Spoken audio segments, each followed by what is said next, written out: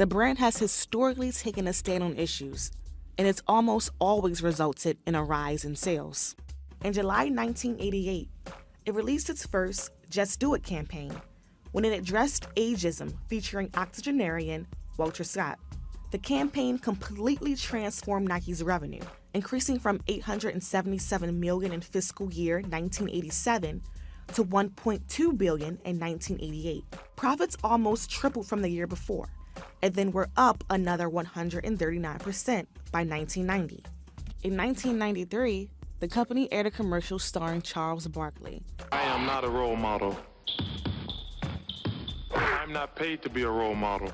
This sparked controversy about whether celebrities should be held at a higher standard, and contrasted with the squeaky clean image of Nike's biggest star, Michael Jordan. That fiscal year, revenue increased by 15.4%. In August 1995, Nike released its If You Let Me Play ad, which supported women in sports and brought up the issue of gender equality. If you let me play sports, I will be more likely to leave a man or beat me. Earlier that year in February, Nike featured openly gay, HIV-positive runner Rick Munoz in its Just Do It campaign. International sales rose 36% in fiscal year 1996. Of course, commercials aren't the only thing to drive sales, but they help cement the Nike brand at the center of sports and society. In December 2007, Nike touched on disabilities. I'd love to really, but I can't. I just can't. Featuring Paralympic medalist Matt Scott of the U.S. Men's Wheelchair Basketball Association. Revenue grew 14% in fiscal 2008 year to $18.6 billion.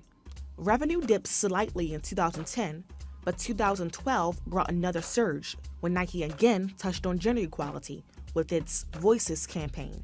People aren't used to women being so passionate. It scares them. Revenue rose by $3.2 billion in 2012 over the previous year. Since then, revenue has been on a consistent upward climb, while the company continues to raise social awareness with ads like What Will They Say About You?, Find Your Greatness, and Equality. It's also important to note that Nike was under heat for various controversial ads that had little to do with social justice.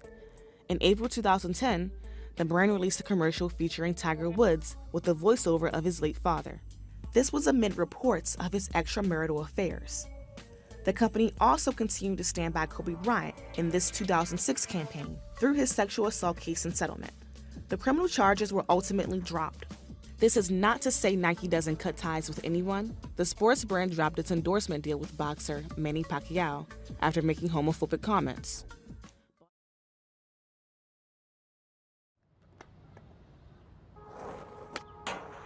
If people say your dreams are crazy,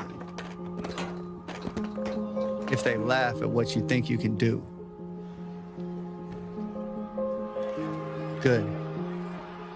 Stay that way.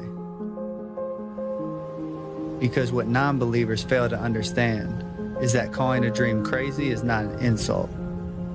It's a compliment. Don't try to be the fastest runner in your school or the fastest in the world. Be the fastest ever. Don't picture yourself wearing OBJ's jersey. Picture OBJ wearing yours.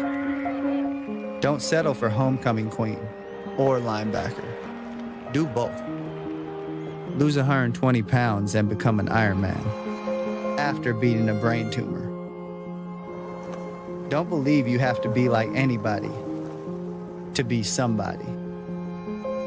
If you're born a refugee, don't let it stop you from playing soccer for the national team at age 16. Don't become the best basketball player on the planet. Be bigger than basketball. Believe in something, even if it means sacrificing everything. When they talk about the greatest team in the history of the sport, make sure it's your team. If you have only one hand, don't just watch football, play it at the highest level.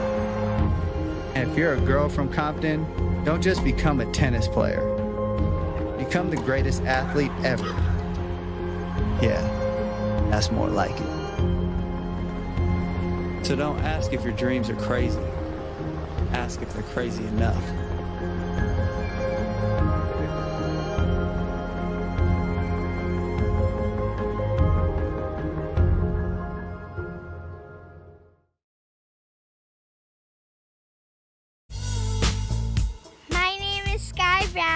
and I'm 9 years old.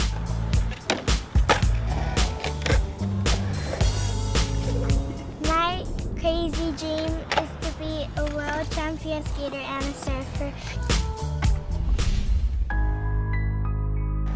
The hardest is when people say I'm too young or like I can't do this because you're a girl. Just do it means to me, be brave and don't think about you're gonna fall. Just go for it.